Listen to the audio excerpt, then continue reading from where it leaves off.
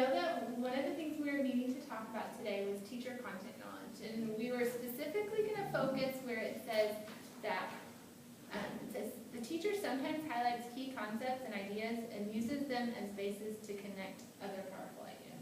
Okay? So that was something we were going to work on. So go ahead and tell me about what you're going to be studying for the next little while. Okay. So for the next few weeks, we're going to look at myths and mythology, and students being able to understand the different gods, goddesses, and follow through with what the author is trying to, the theme, basically. Okay, yeah. So let's start by thinking about what connections they can already make with this. Just a personal connection with a student. What are you thinking? I'm thinking that maybe, since with myths, it's more of like an oral tradition, something that's passed down, and to explain like the world and how it came about with fire, rain, and those types of things. But I think I want them to kind of maybe use their family background and to see if there's any beliefs and values there so they can understand how influential mythology was on the world, because it explained and it made known what was valued and their beliefs. So kind of like any family traditions or things that have been passed down so they can understand the concept? Okay. So if that's where you're going with the connection for students, what other examples besides that do you think you could provide that they might be familiar with? I was thinking about how different businesses and marketing agencies, they really use the theme of mythology, and how, like, for one example is Nike, and Nike's whole theme and their message is based on mythology and how it represents their brand. It has a meaning to it because we're all about what is the theme, what does it mean.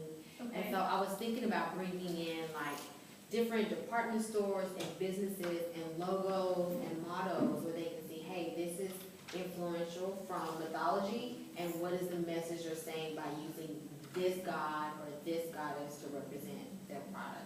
Okay, and you know, based on what we know about kids, they're all at least familiar with Nike.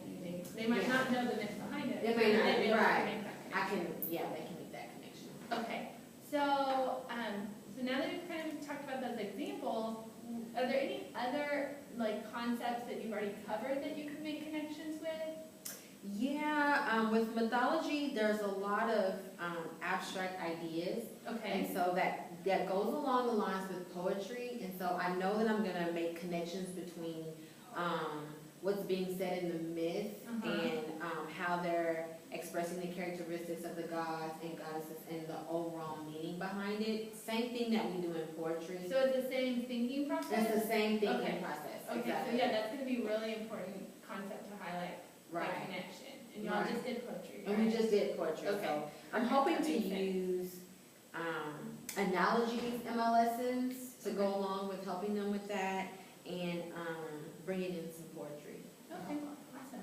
So the last thing I want you to think about is what other content areas or interdisciplinary areas do you think might have some sort of connection with myths?